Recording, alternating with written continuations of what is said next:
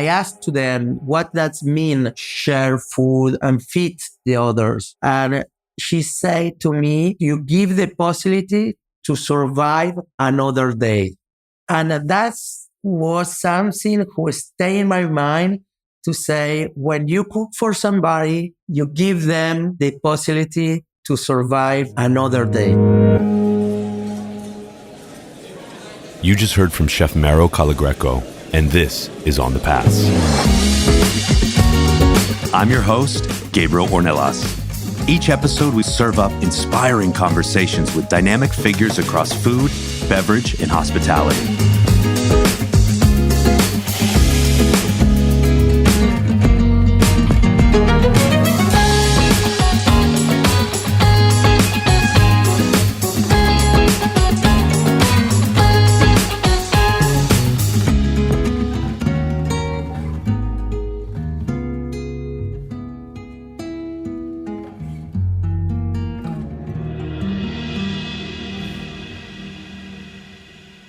Our next guest has famously said, "We aren't a restaurant with a garden. We are a garden with a restaurant." He and his team are dedicated to safeguarding the world's culinary heritage, particularly through the biodiversity of flora and fauna. It is this commitment and passion that has expanded his role as a chef far beyond the kitchen and his numerous restaurants. But before we dive deeper, welcome to On the Pass. I'm Gabriel Ornelas. If you're new to this podcast, I'm so glad you're here. Whether you listen on Apple, Spotify, or Amazon Music, be sure to hit the follow button so you can stay up to date on all our upcoming and past episodes. Also, if you enjoy this episode or any of our others, please do me a quick favor and give us a 5-star rating so more people like you can discover and benefit from the lessons shared from our incredible guests. A few weeks ago, we released a hotspot episode featuring Chef John Yao and sommelier Ryan Bailey, co-owners of Cato, a Michelin-starred restaurant and winner of the Resy One to Watch Award for the 2024 World's 50 Best Restaurants. Located in downtown Los Angeles, Cato is a culinary destination you don't want to miss. In this inspiring episode, John and Ryan share with me how they're leading the charge to build a stronger community in Los Angeles while bringing a new wave of global diners to the city. Now on to our next guest, iconic chef Mauro Colagreco. A true citizen of the world, Mauro is always striving for excellence while appreciating the simplicity of life. He champions a circular gastronomy that respects nature's cycles, and he constantly challenges himself and his team to redefine what it means to be a responsible chef. Born in Argentina, Mauro and his family have called Menton, France, near the Italian border, home since 2006. It is here that he has transformed Mirazur into what it is today. This 3 Michelin star restaurant, which was voted the best restaurant in the world in 2019 by the world's 50 best restaurants, sits on 5 hectares of land and exemplifies what it means to be living in harmony with nature. In addition to Mirazur, Mauro now oversees more than 25 restaurants across the globe in cities like London, Tokyo, Hong Kong, Singapore, Bangkok, Dubai, Palm Beach, and Buenos Aires. He has lectured at Harvard University on the cosmic influences of gastronomy, and his dedication to nature earned him a title of Goodwill Ambassador for Biodiversity by UNESCO in 2022, as well as Vice President of Relais Chateau. Now let's get into my conversation with Chef Mauro Colagreco.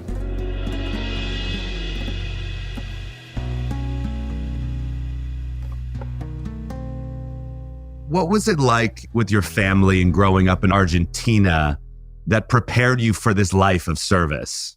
Yes. If we back in the time, I'm born in Argentina in the 70s in a family, very traditional Italian family, because practically all my grandparents came from Italy, or just one came, Amalia, from Country Basque in Spain.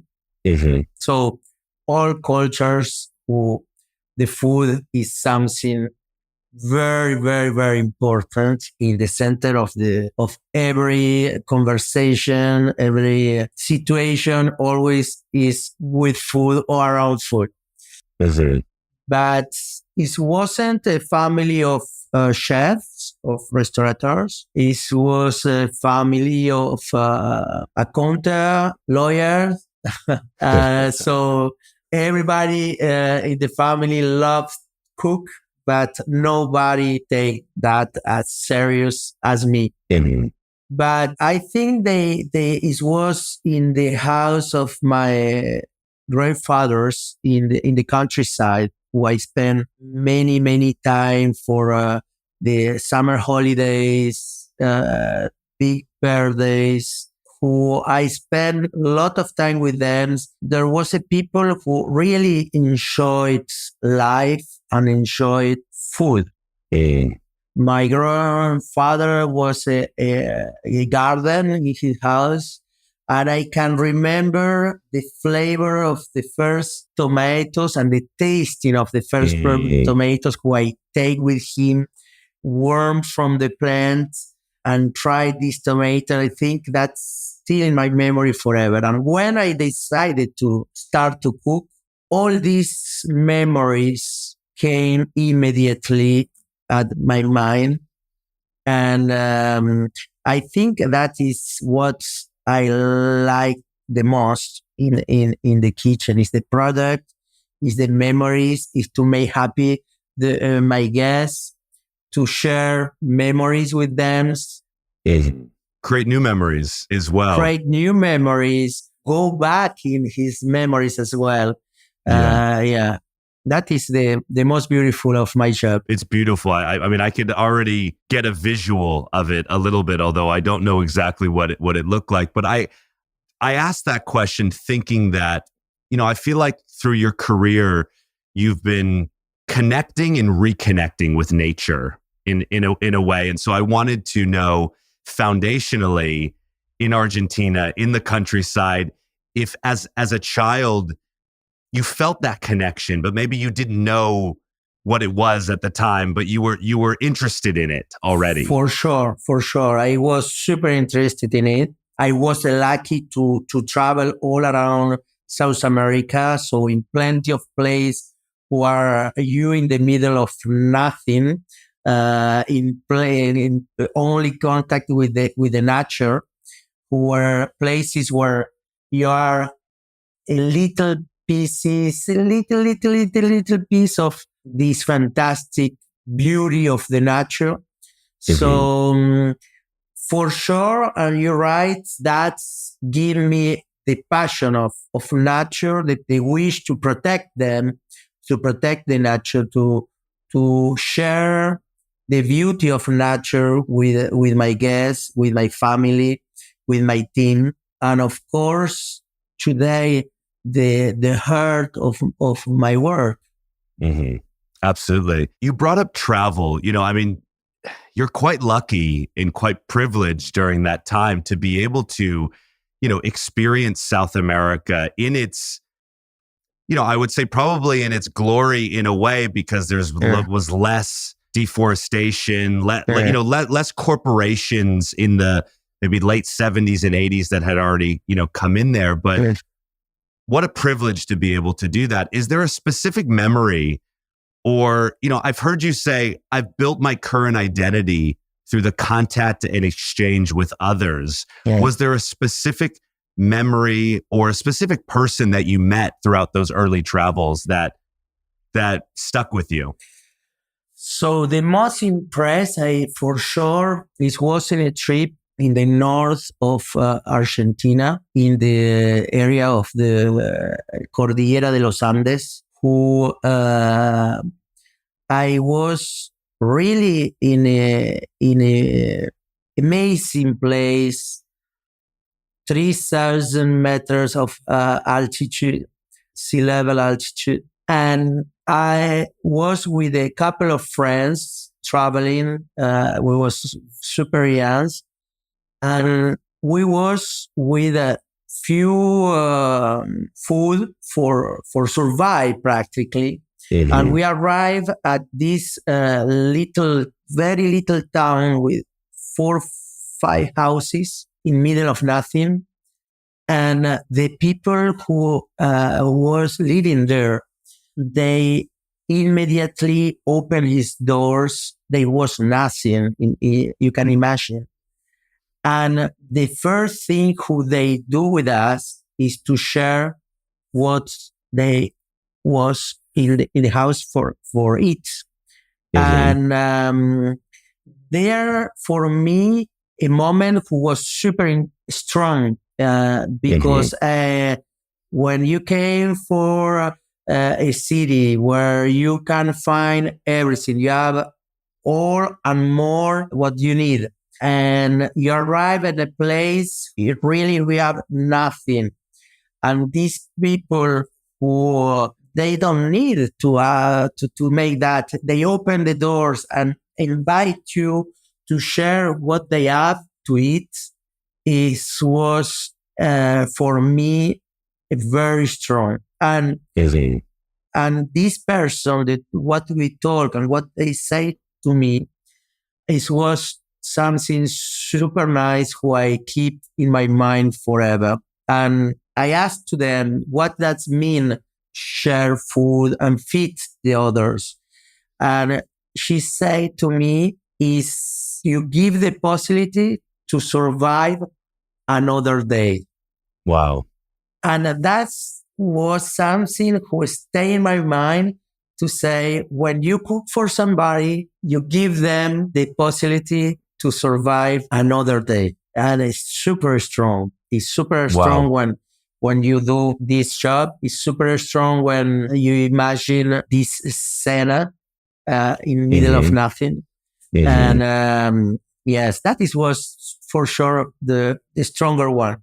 Yeah, it's beautiful. It's funny. You saying that reminds me of a conversation I was having with Daniel Hume. And he was talking about during the pandemic, turning 11 Madison Park into a commissary kitchen, essentially.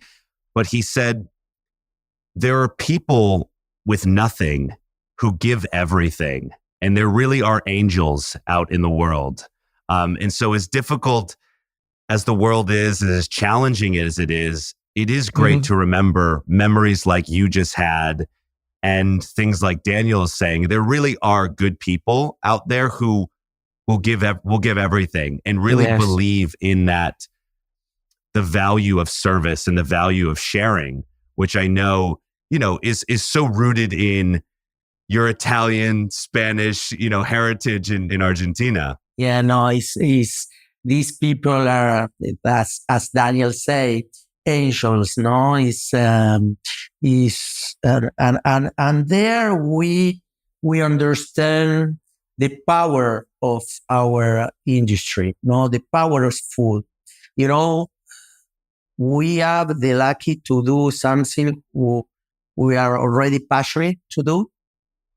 But as well, when you understand the power who exists in the food, in all of the cultures, and what you can move the people with emotions and with the real values, is something extraordinary. And these people who are in the need, to eat every day for survive, is the people who give you the wish to continue to improve and to make better. Is one of the things I accept my role as vice president in relation to, is because, of course, it's the association of super luxuries hotels for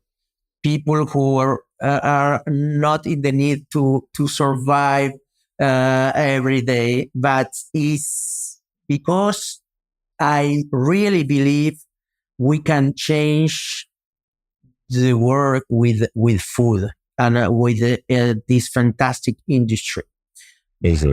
And with relation to, we do plenty of things. Even during the pandemic, we cooked for the hospitals. We in our gardens we make, because here in Europe was plenty springtime, so our garden explodes with vegetables.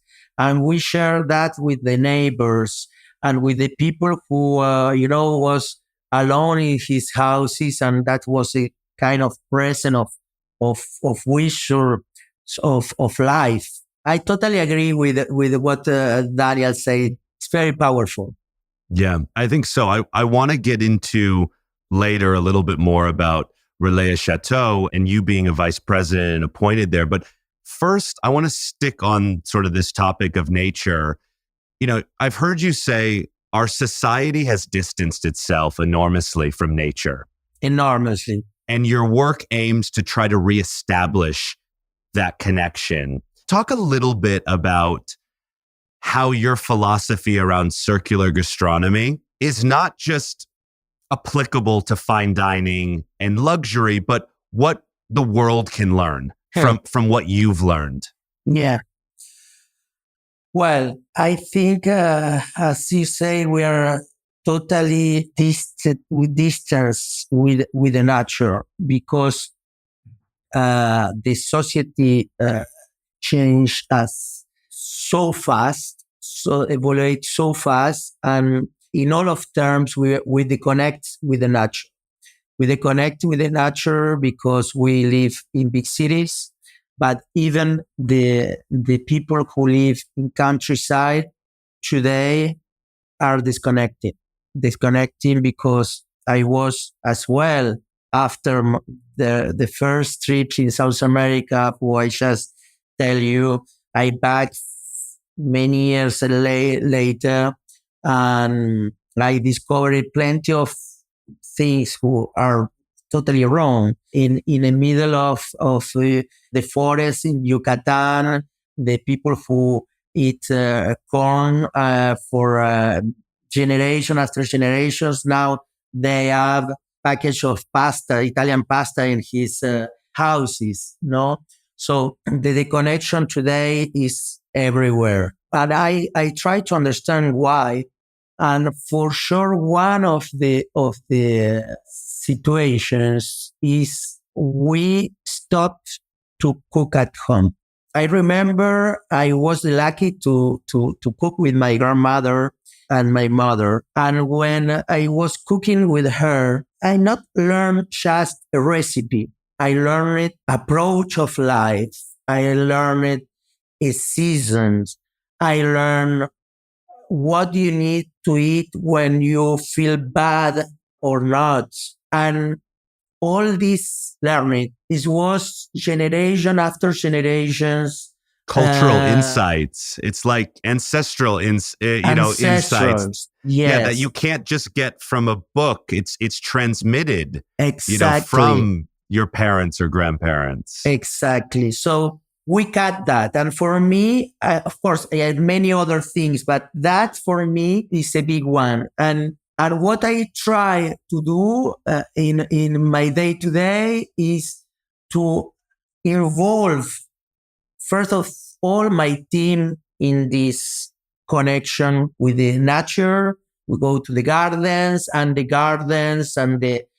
ocean, and the producers give us the rhythm of our kitchen. Mm-hmm. But as well with our guests, they need to feel this connection with the nature.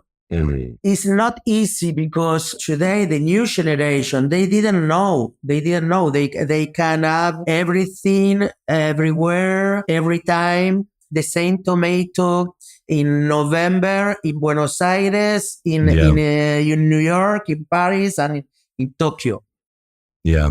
And I think our role as a chef is today probably more than ever to reconnect people with the importance and the value of choice they have for choosing what they eat. Yeah, when we were chatting, the other day, you said the role of the chef in the 90s was just to get out of the kitchen. Yes. It's changed. The early 2000s was really the rise of celebrity chefs and this phrase that we've all heard, chefs are the new rock stars. Mm-hmm. But that was kind of one of my main questions that I think is really interesting, and I'd love for you to expand on the role of the chef. Is like, how will and how should the role of the chef evolve? Yes. Well, I think that in 90s was the superstars, but the role of this great chef was to take out the chef from the kitchen, and put them in the spots. Today is totally different. Today, I think our real role is to teach our teams, the new generation of cookers, to teach our guests, our sons, and really to take care of this fantastic world, because we have in contact every day with the producers, with the farmers, with the artists, and this connection with the nature give us the possibility to understand better what is the situation, what are the problems, but most important, what are the solutions? Because there are plenty of solutions, and we need to be super positive in the way who we communicate, and that is our role: is to bring air of positive minds, And I'm happy with this role to fight every day. The situation is not easy, and everybody knows, but to fight, to find new ways of production, new ways of thinking, and to give back the power to the people to understand the choice who they make every day, the people who have the choice and the lucky to choose what they want to eat every day. They need to know they choose with this action. They choose the world he want to live tomorrow. And that for me is very powerful role of the chef today. I agree. We've done multiple episodes with a lot of chef contemporaries who you'll know who have echoed the same sentiment, who really said, chefs have the platform, they have the knowledge of the food system, but really it's that finding that connectivity between chefs and, our policymakers, our government, our government officials, in helping them transfer a bit of that knowledge so that it's not just big food and big agriculture that is moving the future forward. Because if that continues that way, we're all in trouble. And it makes me think of something I heard you talk about, which is sort of the main challenge, which is this redefinition of luxury. And you see it happening with these incredible eco-luxury, regenerative properties in Colombia, in parts of Bali, everywhere, in Vietnam. Like it's happening everywhere, and that is amazing because I think the consumers, there are a set of consumers like myself who want that and who have defined that as luxury. But I think you said to succeed in changing these deep-rooted habits, you have to change what luxury, kind of is and how people ultimately define luxury. For sure. Luxury is already changed. They still some dinosaurs who insist to stay in the past. Still in the past. But luxury is changing. And what is nice is this kind of project of eco hotels or eco restaurants everywhere in the world take a role as well. I was just in one in South America, in the province of Misiones. It's in the middle of the forest. Deforestation is a huge trouble, huge problem. Yeah. And this restaurant will take a few hours and is in the middle of the forest. Now the people start to take attention at this area and start to know about this problematic in this area, and the governments who in South America, a lot of corruption, Yes. Yeah. start to take other kind of approach of this problem. So it's super important, and the power of that is even bigger than we can imagine. Easy. And for me, that is the new luxury, because today is not a question of money. Today, because you have millions of people who can buy everything in this planet. Easy. So it is not more a question of money. It's a question of experience. It's a question of people who are special, who feel to be in a very special place, who today, that is a luxury for me to be in middle of nature, just looking for sunsets. Chasing sunsets, as they say, Yes.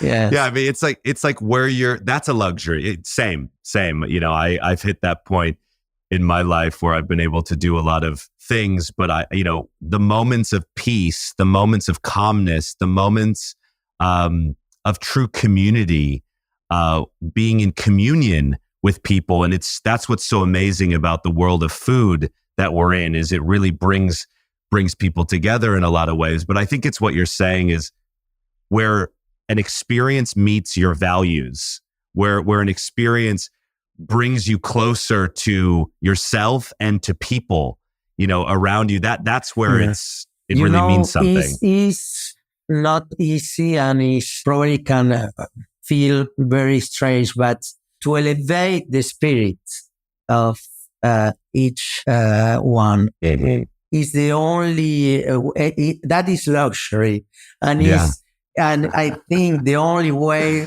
we will have to make a better world. Mm-hmm. I agree.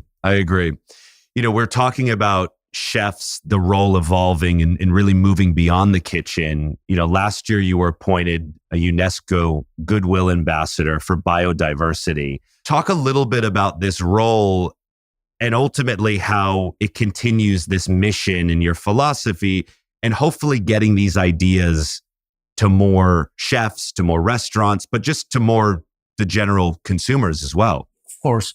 As you know, the biodiversity in the whole planet is extremely endangered. One of the problems is agriculture and food systems. More and more, what we say previously was these tomatoes who we can find everywhere.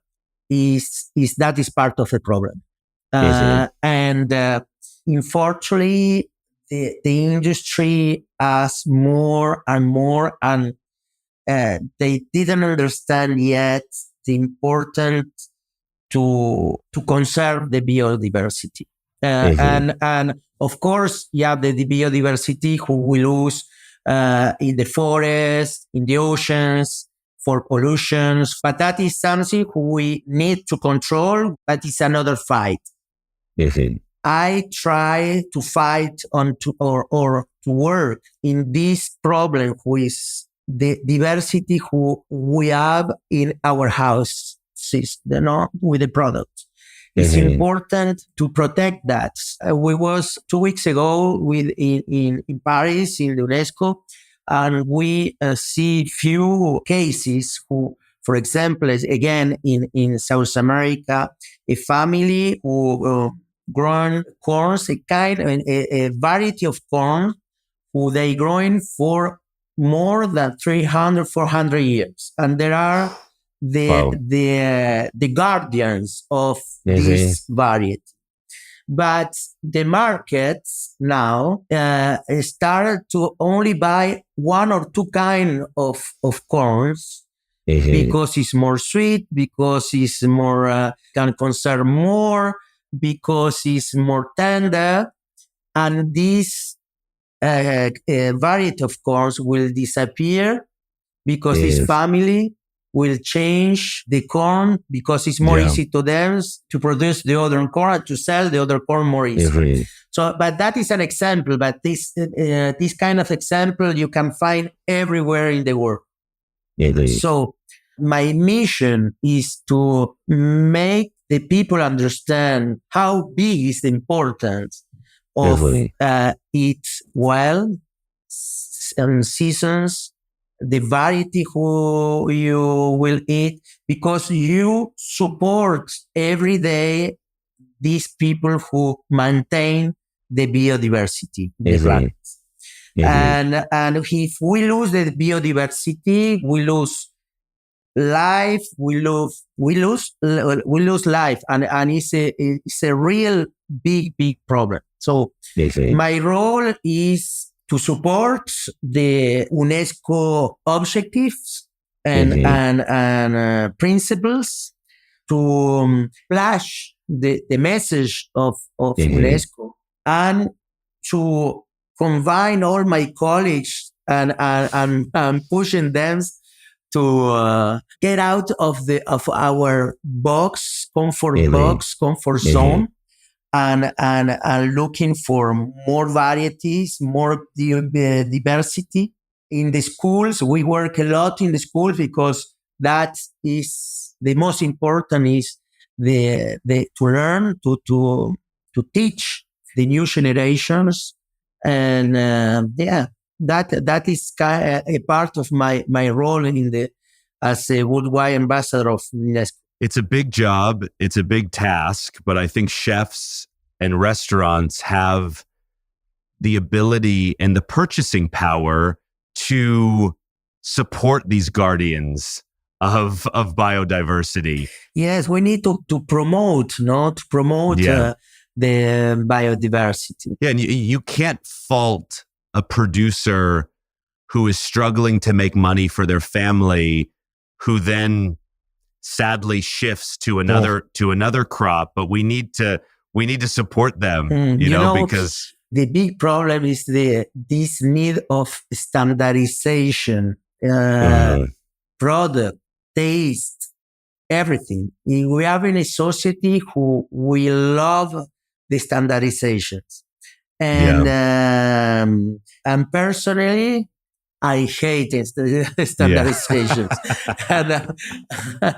and even in my restaurants, when my team tell me, okay, but that is the standards. Okay, yes, but it's a standard. It's not a standardization. If you start to repeat, that start the problem. And it's the same in every thing, and in nature, of course. Just like all of us, we all have our own uniqueness. But, I think sadly, in large part, the United States and, how we industrialized our food system and created this standardization of when you go to this coffee shop or you go to this restaurant and it tastes exactly the same on one side of the country as it does on the other side of the country, when we all know that in nature, in different, but the tastes are slightly different. It's the same when you do a collaboration dinner and you prepare one of the meals at Mirazur, but then you go to Argentina, you're using slightly different ingredients. It's going to change slightly. Yes, even in the same plant in our garden of berries, you go to take a berry in one side of the plant that tastes super sweet. You taste the other berry in the same plant, but in another part of the plant is totally different. Yeah. So, and that is the beauty of life, of nature. And it's the beauty of food as well. I don't want to have the same coffee in Italy as in San Francisco. No. So I think we have in a moment who the people start to understand the globalization, the importance of globalization as well, but the beauty of diversity as well. Because that is luxury, for example, to go to find a product in Puglia. I go Yeah. to Puglia to eat the best burrata. Yeah. I don't want this burrata in Paris. No. I want to go in Puglia for this burrata. Exactly. Or I Exactly. want to go in Brittany to taste the best pré-salé lamb, who is totally tasted with this is fitting of salty herbs. Amazing. No, I want to go to the garden of my grandfather and eat this tomato who keep in my memories. And, Amazing. and I think we are in a critical moment Amazing. from the period of the 90s, who all was excessive, and this need to have everything, every time, everywhere, to start to think about the importance and the beauty to keep that very unique, and Amazing. to have the moments to eat asparagus in the springtime, to eat mushrooms in autumn, and I want to share that with my guests, with my sons, but as well with all the world, and that is today for me the real luxury. Yeah, I agree.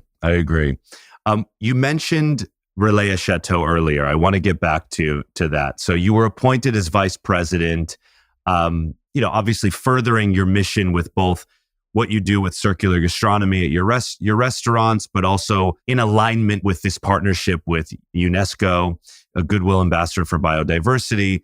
But you started talking about it a little bit. How are you putting your imprint on Relais Chateau? How are you helping them become more sustainable, and all of their restaurant and hotel partners?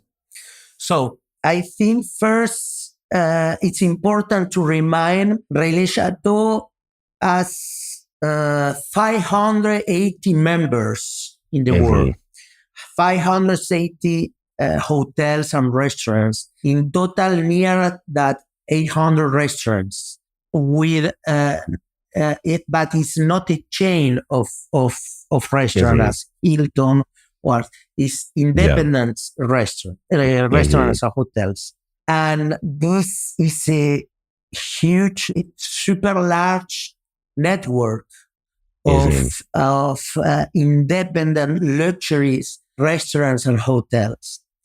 And I believe we have a big power to probably, I don't want to say to change the world, but to little by little, poco a poco, to inspire the others to make gastronomy equitable, more sustainable, more friendly. Yes. Yeah. And it's what I accept this role of vice president. And of course, then, so that is super important to understand, because I think to work alone with a restaurant or a couple of restaurants is important, but with the power of an association as Relais Chateau, you really can change things. For example, we worked 10 years ago with the tuna, because the Mediterranean tuna was near to disappear. And we made a huge action to stop the fishing tuna. And today, the stocks are super good. In our restaurant, we start to put in the menu, because is now the stocks are good. But because we stopped it 10 years ago.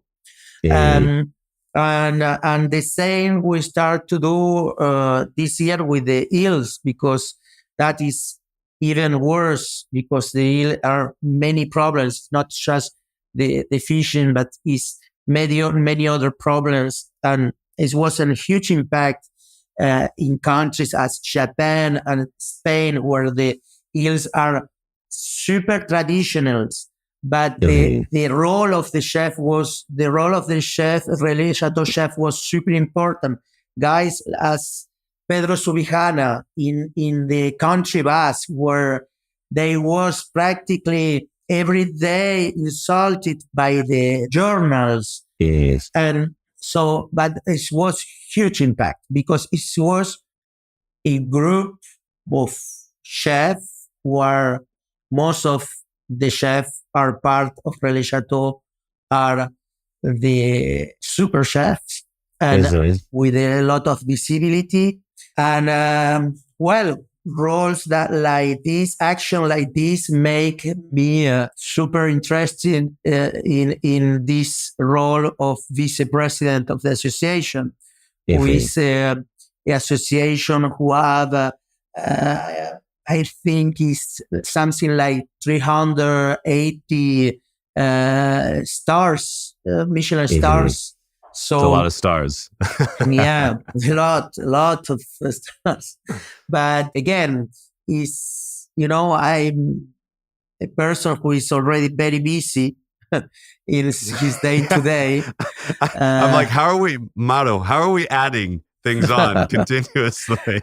But you need to clone yourself. Yeah, probably yes.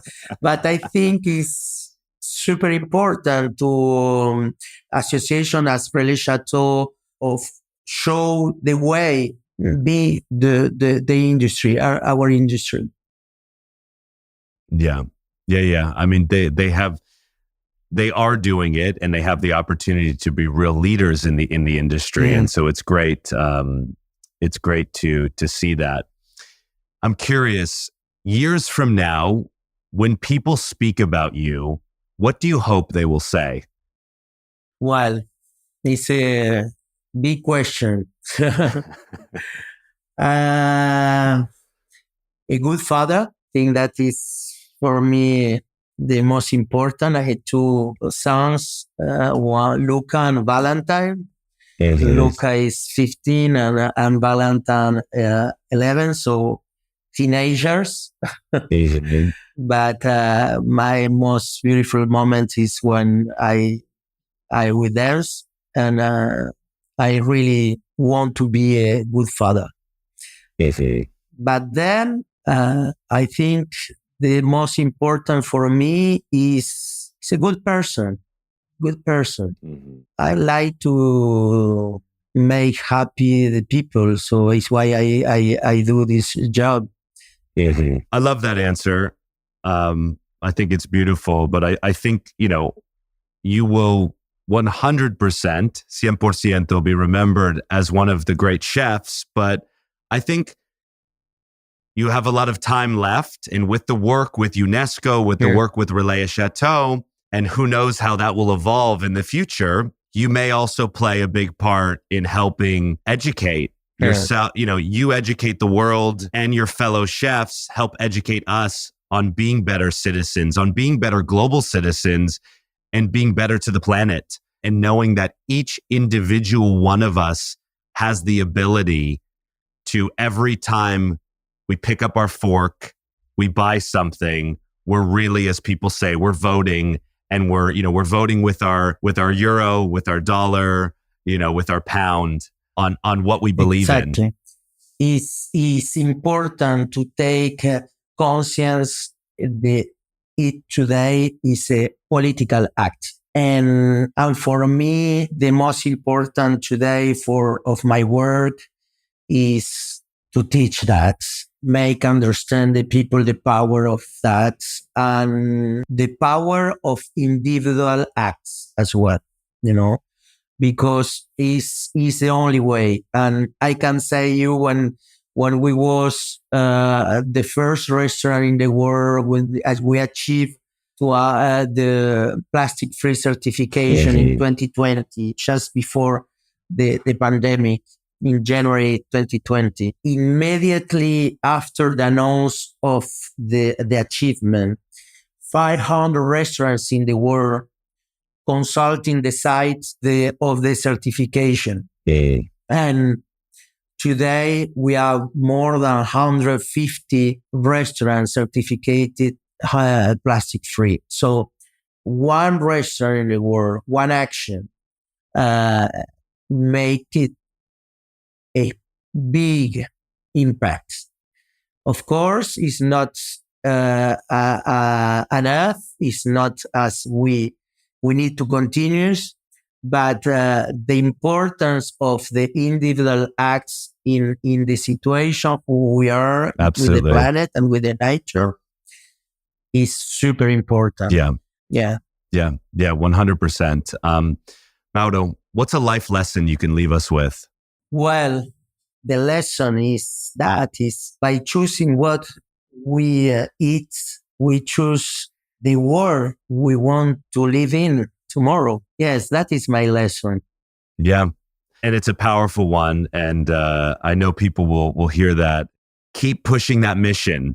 Keep pushing that mission, because we need this work. We need you to continue to mentor the next generation of chefs and restaurateurs, and so that they too will be excited and interested in this mission, in living life that way as well. So we appreciate you so much for the work that you're doing, and so proud to have you a part of the On the Pass community, and can't wait to get together sometime soon. Thank you, Gabriel. Thank you. It's an honor for me to share my opinion and my part of my life with you, or your audience. Hope to see you very soon here in Southern France. Absolutely.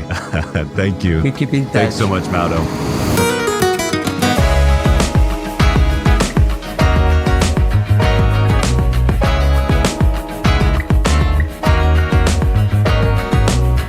On the Pass is hosted and produced by me, Gabriel Ornelas, and edited and mixed by Dylan Agajanian, with original music by Dylan Agajanian.